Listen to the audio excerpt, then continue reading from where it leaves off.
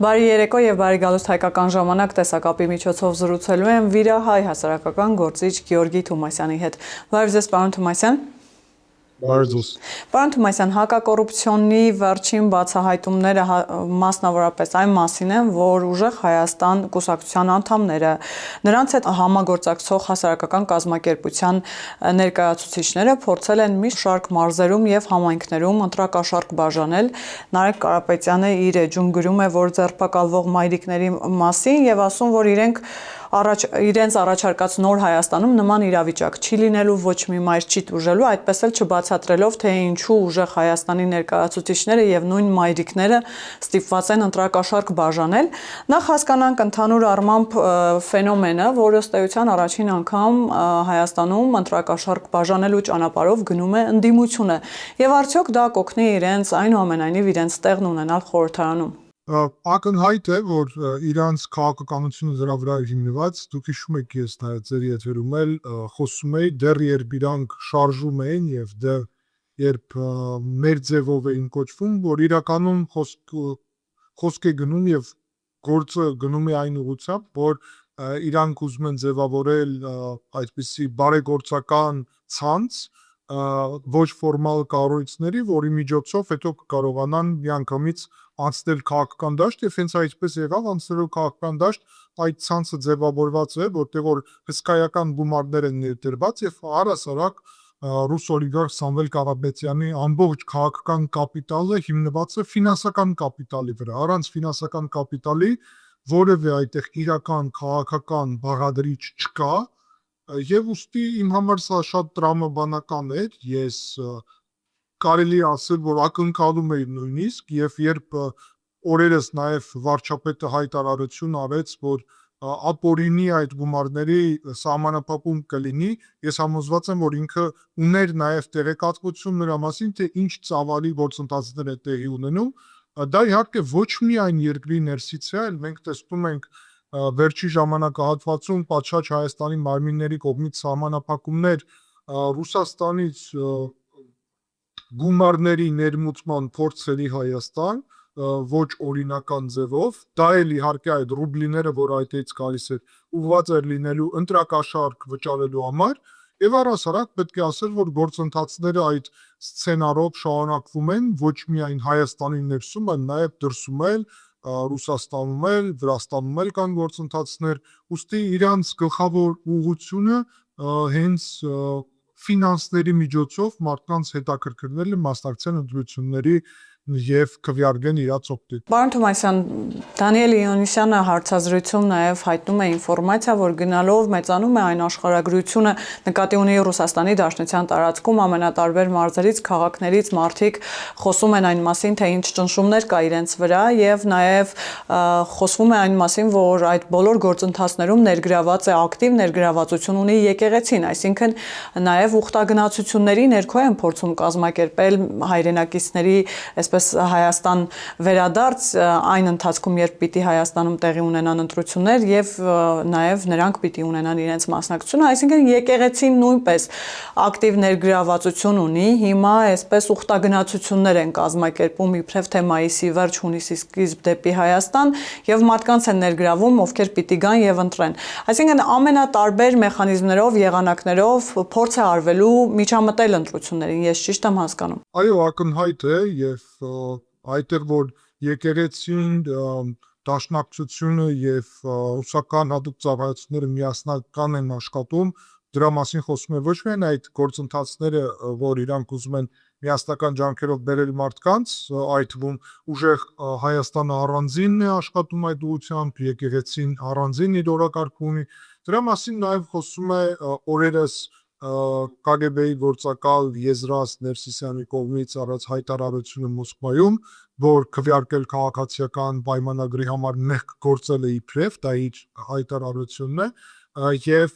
որ դրանով մարդիկ իրանց դուրս են դնում իբրև եկեղեցուց, սա ակնհայտորեն KGB-ի հանձնարարությունն է, որը փորձում է օգտագործել եկեղեցին շատ նեղ քաղաքական օրակարգով, կոնկրետ օրակարգով Հայաստանում եւ ես կարծում եմ Հայաստանի պատշաճ մարմինների կողմից պետք է լինի խիստ արձագանք, որովհետեւ եկեղեցին որևէ իրավունք չունի հաշվի առնելով որ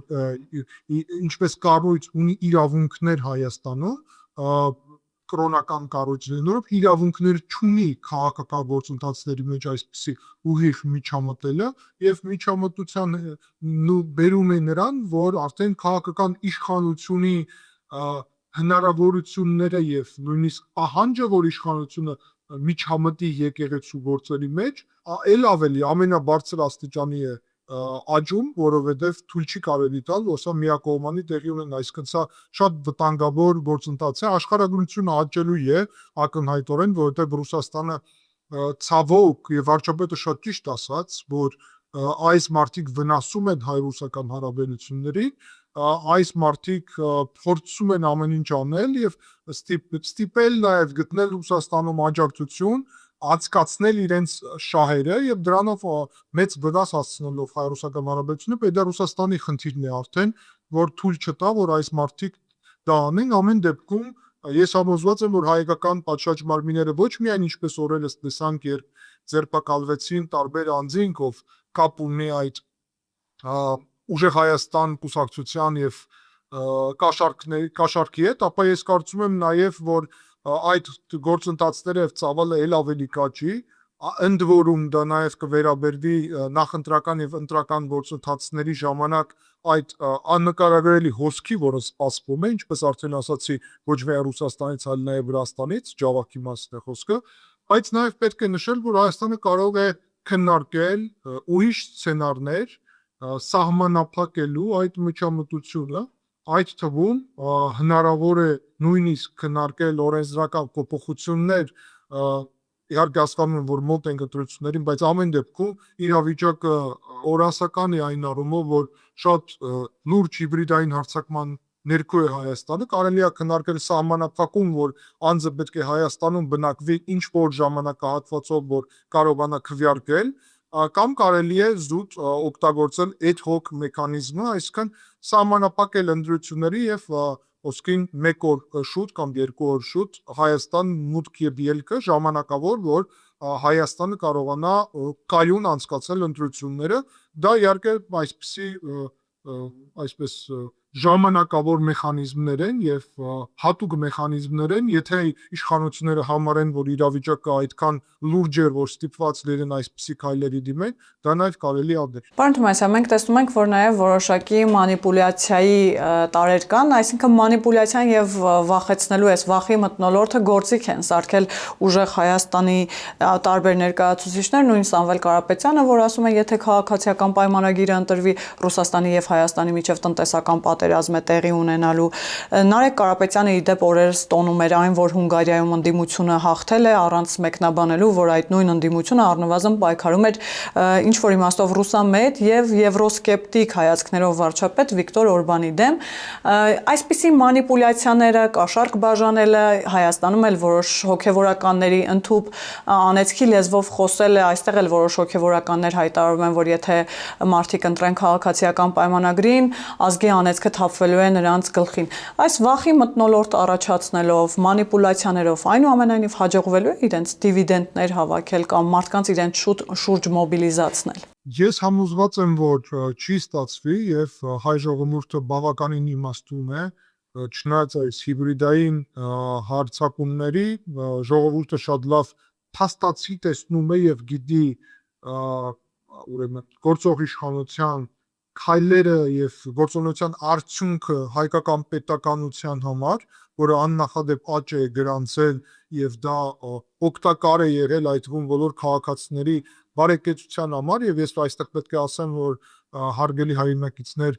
հաջորդ 5 տարվա ընթացքում շատ ավելի շատ կարվի համոզված եմ, քան նախորդ 5 տարվա ընթացքում, որովհետեւ այդ նախորդ 5 տարվա մեծ մասը ծախսվել է նաեւ Ադրբեջանի հետ հակամարտության դեռ հակամարտության մեջ լինելու, հետո արդեն փախստականների ճգնաժամի հետ պատերազմյան այդ իրավիճակի եւ խաղաղության գործընթացի եւ շատ քիչ էր հնարավորությունները ուրեմն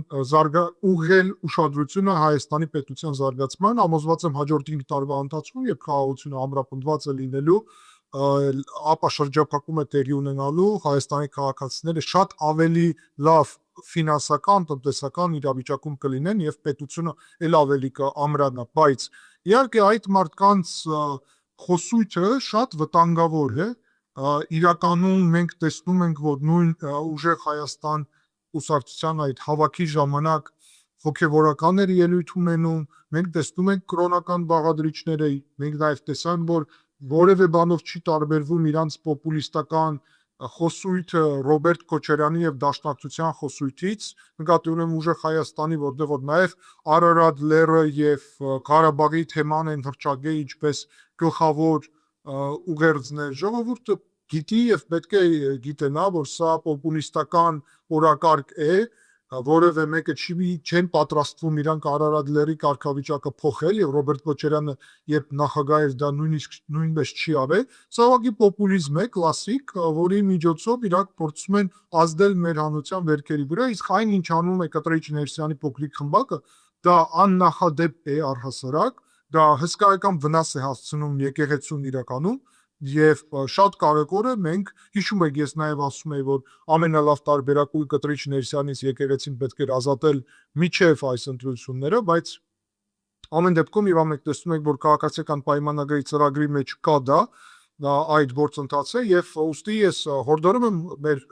հայրենակիցներին որ աջակցելով քաղաքացիական պայմանագրին նաեւ աջակցեն նրան որ եկեղեցին չմասնակցի քաղաքական գործընթացների մեջ այնեն բացահայտ ռուսական գործակալական շահեր անցկացնելու Հայաստանի քաղաքացիները պատկերը հիանալի ձևով ունեն մի կողմից Ռոբերտ Քոչարյան, որի համար անձամբ Պուտինն է փորձել անել, որ ինքը բանտից դուրս գա։ Մյուս կողմից Սամվել Կարապետյան, ռուս օլիգարխ, որի համար օրերս Վլադիմիր Պուտինը բացահայտ խոսեց եւ ամբողջ հայկական հանրությունը տեսավ։ Եվ մյուս կողմից Կտրիչ Ներսյան, որի համար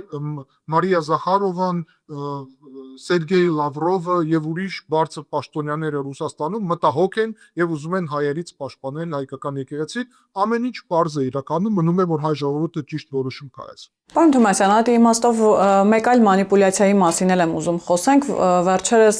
հանրայինի տաղավարում Նարեկ Կարապետյանը անդրադառնալով նույն Ռուսաստանի նախագահի հայտնի հայտարարությանը ռուսամետ ուժերի մասով, իրենց քաղաքացու մասով, որը անազատության մեջ է, այսպես ասած, եւ Վլադիմիր Պուտինի ցանկությունն է, որ նա ազատության մեջ լինի եւ կարողանա մասնակցել ընտրություններին, այդ իմաստով ասաց, ինչու եք դա համարում միջամտություն եւ չեք համարում միջամտություն Ֆիդանի հայտարարությունը որոշակիորեն մանիպուլացնելով, որ Ֆիդանն էլ աջակցում է Նիկոլ Փաշինյանին, այնինչ Ֆիդանի հայտարարությունը եղել է այն մասին, որ իրենք ողջունում են տարածաշրջանում առկա իրողությունը խաղաղության իմաստով եւ այսօր նման հայտարարություն է արել նաեւ Թուրքիայի նախագահը Էրդողանը, որ հարավային Կովկասում առկա իրավիճակը գովելի է եւ աշխարհը պիտի այս իմաստով նաեւ այս օրինակը հաշվի առնի, ինչպես նաեւ մարդիկ պիտի այս մանիպուլյացիաները, այսպես ասած, չտրվեն այս մանիպուլյացիաներին, երբ կրկին այդ կամ մոտեցման տրամաբանության վրա են խաղում, այսինքն ինչու Մոսկվայի միջամտությունը նորմալ չէ, հակառակ դեպքում երբ Վենսն է նման հայտարարություն անում Նիկոլ Փաշինյանի մասով եւ կամ Թուրքիայից են նման հայտարարություն անում նորմալ է։ Միջև պատասխանեմ ձեր այս հարցին, նախորդ հարցում բաց թողեցի այն բովանդակությունը, որը վերաբերվում էր Հունգարիայի ընտրություններին, պետք է ասել, որ Նարեկ Կարապետյանը ուղղակի մանիպուլացրեց իրականում այդ հատվածը, որովհետև համեմատել Մագիարին Սամվել Կարապետյանի հետ ուղղակի անհետեցություն է։ Վիկտոր Օրբանն է, որը ուներ Ռուսաստանի աջակցություն, որը հակաեվրոպական է, որը պրոռուսական, պրոչինական, պրոթուրքական նաև իր ավտորիտար բաղադրիչներով եւ այլն։ Այսինքն հաղթանակը Մագիարի, հաղթանակը Եվրոպական միության եւ Եվրոպական միության կողմնակիցների։ Իսկ նույն Սամվել Կարապետյանի ելույթում հիշում եք, որ ինքը կոնկրետ նշեց մայրաքաղաքներ եւ ցուցակ, հա, ասաց Մոսկվա, Վաշինգտոն, Լոնդոն, Պեկին, որ չկա Բրյուսել, որովհետեւ ինչպես հենց Ռուսաստանը այսօր առաջի ճշտամի Բրյուսելին է համարում, այդ նույն տրամաբանությամբ Սամվել Կարապետյանը Բրյուսելին բաց թողեց։ Ոստի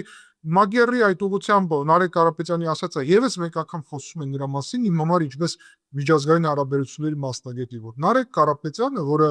նախկինում հեծ է կառավարել, որոնք կրկեսով եւ տաշիր պիցայով են զբաղված եղել, միջազգային օրակարգի հետ առհասարակ կապ չունի։ Ուղղակի լուրջ չէ, որովհետեւ ինքը նորմալ մասնագետը միանգամից կհասկանա, որ այսպիսի օրինակ բերելը նշանակում է, որ դու ինքդ քեզ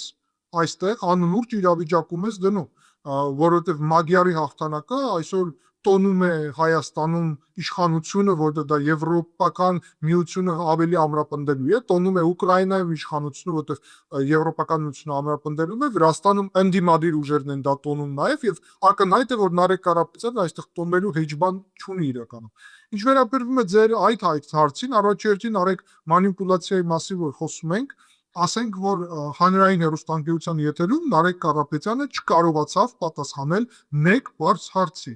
պրո-ռուսական են, թե ոչ։ Այսինքն, որտեղ է խնդիրը, որ իրանք ասեն ոչ, պրո-ռուսական չենք, պրո-հայկական ենք։ Գուցե խաբեն, բայց ասեն։ Բայց ուշադիր լինենք, որ նույնիսկ դա չէ անում, որովհետև հակասել տիրոջը ընդունված չէ Ռուսաստանում։ Իսկ իրանք Ռուսաստանի քաղաքացի են, իրանք Ռուսաստանի տրամաբանության մեջ են գտնվում եւ ուստի իրանք չեն կարող հակասել Վլադիմիր Պուտինին, որը ասեց պրո-ռուսական է, մեր ներկայացուցիչներն են։ Ինչ վերաբերվում է Հական Ֆիդանի հետ համեմատության, տեսեք, գործող իշխանության հետ ձեռք է բերվել պայմանավորվածություններ, որը վերաբերվում է TRIP ծրագրին, որը վերաբերում է տարածաշրջանային խաղաղության։ Թուրքիան ակնհայտորեն ասում է, որ ինքը կողմնակից է այս տարածաշրջանային խաղաղության։ Ամերիկան ասում է կողմնակից է, Հայաստանը կողմնակից է իդեմս իշխանության, Ադրբեջանը կողմնակից է, այսինքն սա պայմանավորվածություններ են այս կողմերի։ Ռուսաստանն է, որը հասկանալի չէ կողմնակից է թե չէ, եւ գիտենք, որ առաջինը ով չի ուզում, որ այստեղ խաղաղությունը ամրապնդի Ռուսաստանը, որտեղ դա հանելու է Հայաստանը գուբերնիայի կարգավիճակից եւ դարձնելու է ինքնիշխան պետություն, այն էլ Վաշինգտոնի միջոցով, ուստի ամենակարևոր հարցը այստեղ այն է ոչ թե Հական Ֆիդանը կամ որևէ մեկը ուրիշը այդ գործընթացներում գործող ոչ թե իշխանության, դա շատ կարևոր է, այլ գործող ուղու, որը մենք ունենք, ընտրված ուղու մասին է։ Դա շատ կարևոր է։ Նաև կան, գիտեք, Հայաստանում ընդդիմադիր ուժեր, որոնք այդ ուղու հատվածում աջակցում են նույն եւ ոչ թե միայն աջակցում են քաղաքացիական պայմանագրի, այսինքն կառավարության։ Իրանք համարում են, որ դա իրանց ճանապարհն է եւ իրանք ընդդիմադիր ուժեր են։ Խոսքին դրա օրինակն է Հանուն Հանրապետության կուսակցությունը։ Այսինքն պետք է ընդգծել, որ սա չէ եւ չպետք է լինի միայն քաղաքացիական պայմանագրի օրակարգ, այսինքն կա տեսլական, կա Վաշինգտոնի օգոստոսի 8-ի տեսլականը եւ կա Վաշինգտոնի օգոստոսի 8-ի տեսլականը վերանայելու ուրեմն այսպիսի օրակարգ։ Եվ քաղաքական դաշտը իրականում կիսվում է այդ երկու մասի, որ օրակարգի մասը վերանայելու, թե այդ համաձայնություններին հավատարիմ մնալու։ Հիմա բնական է, որ Ադրբեջանը, Կենտրոնական Ասիան, Թուրքիան, Ամերիկան, Եվրոպան բոլորը կողմնակից են, որ այդ ուղին չվերանայվի, սա չի նշանակում, որ անպայման սրանով աջակցում են միայն քաղաքացիական պայմանագրին կամ միայն վարչապետ Փաշինյան, գաղափարի մասն է խոսքը։ Մյուս կողմից Ռուսաստանը հասկանալի չէ ինչին է աջակցում այստեղ, այսինքն ինչ ծրագրի, իրականում աջակցում է TRIP ծրագրի վերանայմանը եւ բոլոր այդ երագլուխ այդ պատերազմի կուսակցությունը մի կողմից ուզում են խաղաղության գործընթացը ավարտել եւ Ղարաբաղի պատերազմի տրամաբանությունը վերադարձնել, մյուս կողմից ուզում են այդտեղ բերել եւ անդամ մասնակից TRIP-ի դարձնել Ռուսաստանին, Չինաստանին եւ Իրանին եւ բոլոր երեքն են դրա մասին խոսում էին։ Հիմա այստեղ պետք է պարզաբանել, դա շատ կարեւոր է դա, որ իհարկե, երբ մենք խոսում ենք այդ կուսակցությունների մասին, ոնց կարող է բացահայտ Թուրքիան կամ Ադրբեջանը կողմնակից լինել, որ Ռոբերտ Քոչարյանը իշխանություն գա, զուտ այն պատճառով, որ ինքը ասել է, մենք չպետք է բավարարվենք 29743 քառակուսի կիլոմետրով, այսինքն տրամաբանական է, որ հարևան պետությունը ցանկանա, որ եւ ոչ միայն իրականում Թուրքիան եւ Ադրբեջանը, որ խաղաղության եւ մի տարածքային ամբողջականության ճանապարհով շարժվենք, ընդ որում, որ իրանց համար էլ TRIP ծրագիրը իհարկե մեծ կարեւորություն ունի։ Ուստի Ռուսաստանի այստեղ աջակցությունը լրիվ ուրիշ տրամաբանություն ունի։ Ռուսաստանը աջակցում է Հայաստանում փոփոխություն այս ամբողջ տրամաբանության, որը բերելու է իրականում ոչ թե նրան, որ մեր դիրքերը զորանալու են, այլ բերելու է նրան, որ Հայաստանը դառնալու է ավելի կախված Ռուսաստանից։ Եվ եւս մեկ կարևոր փաստ այստեղ։ Հայաստանի իշխանությունները ընտրել են ուղի, որը համապատասխանում է Հայաստանի քաղաքացիների շահերին։ եւ ուստի աջակցելով այս ուղուն, եթե որևէ պետություն խոսքին Ամերիկան աջակցում է, Ամերիկան իր շահին է աջակցում նաեւ, բայց աջակցում է նրան, ինչ Հայաստանն է ընտրել ինչպես շահ։ Երբ Ռուսաստանը աջակցում է Սամվել Կարապետյանին, Ռուսաստանը իր շահին է աջակցում։ Հիմա հարց տակ, արդյոք Ռուսաստանի շահը եւ Հայաստանի շահը հայ ժողովրդի շահը համընկնում են թե ոչ։ Արդյոք հայ ժողովրդի շահն է նորից հակամարտության մեջ հայտնվել, թե հակամարտություն որ չլինի, ապա շրջափակվել, թե շրջափակումը որ շարունակվի։ Դա շատ կարևոր հարցեր են, որի վրա ժողովուրդը պետք է պատասխանի։ Պարոն Թումասյանի դեպ ուժեղ Հայաստանի, այսպես ասած, պաշտպանության նախարարի տեխնացուն օրերս շատ ակնհայտ հայտարարեց, որ Ղարաբաղյան հարցը կամ շարժումը փակված չէ, այն փակված կլինի, երբ Ղարաբաղը վերադարձնենք։ Ի հակադրություն այն բանի, որ Նիկոլ Փաշինյանը բազմիցս հայտարարել է, որ Ղարաբաղյան շարժման էջը փակ է համարում։ Այսինքն արդեն անթաքույց սա պատերազմի անոնց չէ, այսինքն մի կողմից այս ուժերը սրտնեղում են, երբ իրենց անվանում են պատերազմի ուժեր, մյուս կողմից ըստ էության բացահայտ նման հայտարարություններ են անում։ Սա պատերազմի անոնց է, սա եւ պատերազմի, որում մենք պարտվելու ենք անոնց է, դա շատ կարեւոր է նշել։ Ռոբերտ Քոչարյանի ասած այդ 29743 քառակուսի կիլոմետր, որ չի բավարարում եւ Արարատ լեռի թեզը պատերազմի անոնց է, հակամարտության անոնց է։ Իրանց ամբողջ այդ ցույցի ժամանակ այդ հայրենասիրական երգերը, որը մեզ վերադարձնում է առաջի Ղարաբաղյան պատերազմի տրամաբանության մեջ, պատերազմի եւ հակամարտության անոնց է։ Իրանց կողմից ներկայացված քարտեզը Ղարաբաղով եւ շրջակա 7 տարածքով պատերազմի անոնց է եւ ասել, պատերազմը, որում մենք պետք է պարտվենք, որի հետևանքով արդեն Ռուսաստանը կձևավորի խաղաղապահ առաքելություն իհարկե ճակերտելու Սյունիքում եւ որի հետևանքով Սյունիքը կդառնա Աբխազիայի, Պրեդնեստրովիայի, Կրիմի եւ ուրիշ այդպիսի շրջանների նման եւ Հայաստանը կկորցնի իր տարածքային ամբողջականությունը։ Դրա հետևանքով Հայաստանը ոչ մի միջազգային կառույցի անդամ դառնալ այլևս չի կարողանա, ոչ Եվրոպական միության, ոչ որևէ ուրիշ։ Հայաստանի պետականությունը կդառնա կախված Ռուսաստանից, մենք կվերադառնանք գուբերնիայի կարգավիճակին, որովհետև այդ մարդիկ կապահովեն այն, որ այդտեղ 9-րդ կետով նախատեսված Զանգեզուրի միջանց կբացվի, որը ռուսական կողմը կվերահսկի։ Դա է իրենց քաղաքական օրակարգը։ Իրենք չեն պատրաստվում պատերազմ հրահրեն, որ հաղթենք այդ պատերազմում, որովհետև շատ լավ հասկանում են տարածաշրջանում ստեղծված ռազմաքաղաքական բալանսը, այդ իրանց նպատակն է ձևավորել, ստեղծել պատերազմային իրավիճակ, որում մենք պետք է պարտվենք, որովհետև դա պետք է լինի հիմք, որ այստեղ ռուսական խաղաղապահներ լինեն Հայաստանում, մեկ երկրորդը, որ Հայաստանը արդեն պաշտոնական դիմի միութենական պետություն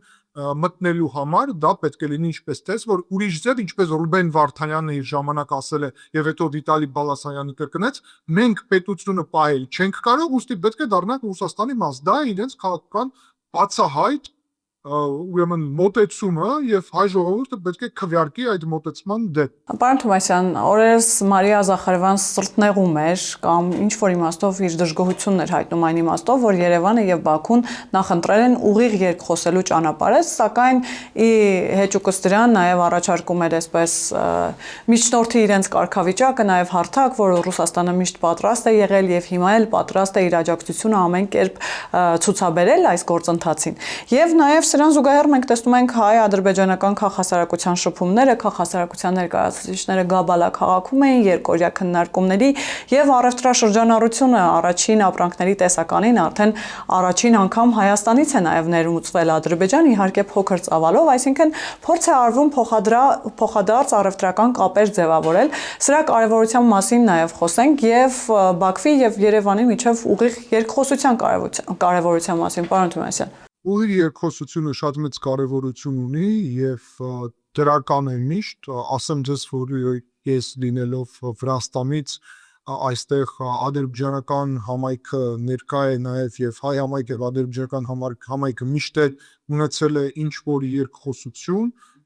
ինչ որ կապեր եւ դա ուղղակի բառ օրինակ է նրա, նույն այստեղ են գործող մարդիկ շատերը չեն կիսում Իլհամ Ալիևի քաղաքական մոտեցումները խոսքին եւ ադրբեջանական հանրությունում իրոք կան տարբեր մոտեցումների մարդիկ։ Ուստի պետք է քննարկել, պետք է խոսելը միշտ օգտակար եւ դրական է, նվազեցնում է ատելությունը միմյանց հանդեպ, եւ դա շատ կարեւոր է հատկապես հարևանների միջև, իսկ ուղիղ ձևաչափերի պատկերացնող ամենաօգտակարն է եւ արդեն ձևավորվել է դա փոխվստահության բարձր մակարդակ, որի շնորհիվ հայերը գնում են Ադրբեջան, ադրբեջանցի գալիս են Հայաստան եւ կա այդպիսի շփումներ։ Ես կարծում եմ, որ այդտեղ Ռուսաստանի միջնորդական դերը անհրաժեշտ չէ։ Ռուսաստանը մենք հիշում ենք ինչպես է իր սեփական նպատակներով օգտագործել Ղարաբաղում արդեն ուրեմն այդ ճակերտներում խաղաղապահ առաքելության ներկայությունից հետո բոլոր այդ փարուխի դեպքերը եւ այլն հիշում եք այդ բոլոր հարձակումները Հայաստանում ներքաղաքական գործընթացներ հրահարելու համար, որտեղ իր համար առաջնահերթություն է եղել վարչապետ Փաշինյանի իշխանությունը փոխել, որովհետև իրենց չի բավարարում այն, որ Հայաստանում ինքնիշխան, այլ ոչ թե Ռուսաստանի դրածո իշխանություն է, ուստի Ռուսաստանի ներգրավել ինչպես կողմ, հարթակ եւ այլն, դա կարող վտանգ նորից բերի, որ Ռուսաստանը իր սեփական շահերը այդտեղից փնտրի եւ օգտագործի իր սեփական շահերի համար։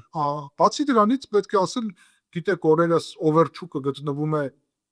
Ղարաբաղում այցով եւ ուստի մենք տեսնում ենք, որ ամբողջ այս ռուսամետ գործակալական ցանցի թեզերը Ղարաբաղի վերադարձի, որ էջը փակ չէ եւ այլն, իրենց դաշնակից Ռուսաստանի համար էջը փակ է, գնացել է Օվերչուկը Ղարաբաղում տեսնում է շինարարական աշխատանքները եւ այլն։ Այսինքն ուզում եմ հանրությանը նաեւ ասեմ, որ փաստացի այս գործակալները Ռուսաստանով են ապացուցում, որ իբրև Ռուսաստանի միջոցով են Ղարաբաղի հարցը լուծելու, երբ որ հակառակը Ղարաբաղի համար Ռուսաստանի համար Ղարաբաղի հարցը վաղուց լուծված է եւ վաղուց Ռուսաստանը ունի իր մոտեցումը։ Սա ուղղակի մեր վերքերի վրա ազդելու նորից հնարավորություն է, որովհետեւ իրանք բացի դրանից ունակ չեն որևէ բան անելու եւ դրա վառ օրինակը նաեւ օրերս Փարիզում տեղի ունեցած դաշնակցության այդ համաժողովներ, որը իրանք կազմակերպեցին, որը իդեմս շատ վտանգավոր թեզի ներքո էր, իբրև դա Սփյուռքի համաժողով էր, երբ որ միայն դաշնակցության, եւ շատ կարեւոր է նշել, որ այդտեղ հնչած նաեւ հայտարարությունները եւ մոտեցումները, այդ թվում Ղարաբաղի թեմայով ակնհայտորեն վտանգ են ներկայացնում Հայաստանի համար եւ ես իհարկե դա կապում եմ նորից KGB-ի գործունեության հետ, այսինքն դաշնակցությունում էր ինչպես եկեղեցու KGB-ի վերահսկողությունը, սա շատ վտանգավոր է, սա նորից ուղղված է Հայաստանը այն ճակատագրին բերելու, որը հենց դաշնակցությունը բերեց նաեւ Ղարաբաղում։ Եվ պարոն Թոմասյան, քաղաքացիական առաքելության երկրորդ խումբն է գալու, Եվրամիության քաղաքացիական առաքելության երկրորդ խումբն է գալու Հայաստան, նախ հասկանանք որքանով են կարևոր այս աշխատանքները ընտրություններից առաջ եւ նման գործողությունները արդյոք չեն կարող կրկին գրգռել, այսպես ասած, Կրեմլին, որովհետեւ մենք գիտենք ինչպիսի վերաբերմունք կա եւ նաեւ նույն ընդդիմադիր շրջանակների մոտ, որոնք բացահայտ հայտարարում են, որ սա միջամտություն է, որքան էլ որ դա աբսուրդ թվա։ Տեսեք, իհարկե այն, որ իրան գնահատում են սա ինչպես Եվրոպական միության միջամտություն, ակնհայտորեն խոսում է իրենց հակաեվրոպական բնույթի մասին։ Բացի դրանից Ռուսաստանին գրգռելու առումով Ռուսաստանին գրգռելու պատճառ չկա։ Ես իր ժամանակ 2018 թվականին ասել եմ այդ թվում քաղաքացիական պայմանագրի ներկայացուցիչներին, որ զուտ այն փաստը, որ հայ ժողովուրդը իշխանությունը վերադարձվել է, հեղափոխություն է կազմակերպել, ընդգծում եմ հայ ժողովուրդը քաղաքացիական պայմանագրի միջոցով,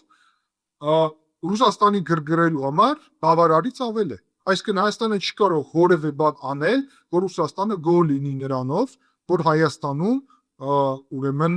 ինքնիշխան իշխանություն է, այլ ոչ թե ռուսական գործակալներ։ Իրանք սովորեն, որ ռուսական գործակալներ, իրանք սովորեն, որ գույք պարքի դիմաց Հայաստանը հանձնում են Ռուսաստանին եւ այլն։ Այսինքն հաշվի առնելով դա Հայաստանը մի տարբերակ ունի միայն իր ինքնիշխանությունը այդքան աճեցնել, որ Ռուսաստանի գրգռոցի հետևանքները մեր համար մաքսիմալ թեթև լինեն։ Վտանգներ իհարկե կան, այդ թվում Սամվել Մարտիրոսյանը կիբեր անվտանգության փորձագետը խոսում է նրա մասին, որ ինչ որ կիբեր հարձակումների մասին կան ուրեմն հիմքեր ենթադրել, որ այդպիսի գործընթացներ լինելու է, ապա Եվրոպական միության այդ առաքելությունը կիբեր անվտանգության, մանիպուլացված տեղեկատվությունների եւ դա նաեւ շատ կարեւոր է կեղծ լուրերի ուղղությամբ գումարների հոսքը վերահսկելու ուղղությամբ շատ մեծ նշանակություն ունի եւ ես շատ դրական եմ գնահատում Հայաստանի իշխանությունների այդ որոշումը դիմումը դեպի Եվրոպական միության, որտեղ դա օգտակար է լինելու ի վերջո հայկական ժողովրդավարության համար։ Եթե մարդիկ կարծում են, որ Եվրոպական միությունը Ռուսաստանի նման ինչ որ կառույց է, ապա հենց դրանից է գալի խնդիրը, որ իրանք չգիտեն ինչ է Եվրոպական միությունը եւ իրականում չգիտեն ինչ է Ռուսաստանը։ Ցավոք իրար հակասող բաներ։ Եվ վերջում թեև առևտրաշրջանառությունը կարծես թե շատ դինամիկ զարգանում է Հայաստանի եւ Ադրբեջանի միջև, նաեւ հարաբերություններում հայ-թուրքական որոշակի այսպես դրական դինամիկա է նշվում, բայց մենք տեսնում ենք, որ որոշակի գործողություններում, գործընթացներում նաեւ դանդաղ կա, նույն խաղաղության պայմանագրի վերջնական ստորագրում Թուրքիայի կողմից սահմանի բացում երրորդ երկրների քաղաքացիների դիվանագիտական անձանց համար։ Հասկանանք, սա կրկին պայմանավորված է խորհրդարանական ընտրություններով եւ խորհրդարանական ընտրություններից հետո մենք կարող ենք ենթադրել, որ նոր տեմպ կստանան այդ բոլոր գործընթացները սահմանազատման, սահմանագծման, թրիփի հետ կապված, խաղաղության գործընթացի հետ կապված, Թուրքիայի հետ հարաբերություններում, այսինքն եթե քաղաքացիական պայմանագիրը հաղթի իհարկե, որովհետեւ խաղաղության օրակարգը սպասարկում է հիմնականում քաղաքացիական պայմանագիր։ Ես կարծում եմ, որ մինչև ընտրություններ նաև կլինեն նորություններ այս ուղղությամբ, բայց դրական նորություններ նկատի ունեմ, բայց իհարկե հայ ժողովուրդը պետք է ընտրի, արդյոք այս ուղին, որով մենք գնում ենք, ընդունելի է եւ եթե ոչ, ապա մենք վերադառնում ենք հակամարտության ուղու վրա եւ դա բոլորը պետք է գիտակցեն իր բոլոր հետևանքներով, այդ ում սոցիալական, տնտեսական եւ ուրիշ բոլոր եւ մենք պետք է նաեւ գիտակցենք, որ դրանից հետո իհարկե երբ քաղաքացիական պայմանագիրը հունիսի 7-ի ընտրություններում հաղթի, ինչում ես անձամբ կասկած չունեմ, դա կնշանակի, որ այս խաղաղության գործընթացը լայնածավալ արդեն կսկսվի եւ իհարկե Թուրքիայի Ադրբեջանի հետ հարաբերությունների կայունացման, թրիփ ծրագրի իրագործման, ապա շրջափակման, տեսեք Հայաստանը հսկայական հնարավորություններ կստանա դրանից հետո եւ շատ դրական է, բայց միջև այդ հիշեցնեմ, որ մեծ նշանակություն ունի Երևանում սպասվող եվրոպական ուրեմն այդ գագաթնաժողովը, որը մայիսի սկզբի տեղի կունենա, երկու գագաթնաժողով, եվրոպական հասարակության գագաթնաժողովը եւ քաղաքական հասարակության եւ երկրորդը դա Հայաստանի ԵՄ առաջին գագաթնաժողովն է նաեւ շատ մեծ նշանակություն եմ տալի դրան, այցերը, որը տեղի են ունենալու եւ գուցե այդ նաեւ միջոցառումները սպասարկեն այս ընդհանուր խաղաղության օրակարգին, տեսնեք պատվիրակություններ իհարկե ներկա պետք է լինեն Թուրքիայից եւ Ադրբեջանից, առնվազն երկու պետությունն էլ անդամ են այդ առաջի ուրեմն գագաթնաժողովի ֆորմատի, ձևաչափի եւ ուստի պետք է ներկա լինեն եւ կարող է դա էլ օգտակար լինի այս խաղաղության գործընթացում, ուստի համոզված եմ, որ աննախադեպ զարգացում կարող ենք տեսնել այն դեպքում, որ քաղաքացիական պայմանագիրը հաղթի այս ընտրություններում եւ դա շատ եմ կարեւորում։ Շնորհակալ եմ, պարոն Թոմասյան։ Ես եմ շնորհակալ։ Հիշեցնեմ, որ տեսակապի միջոցով զրուցում էի Վիրա հայ հասարակական գործիչ Գեորգի Թոմասյանի հետ։ Կհանդիպենք։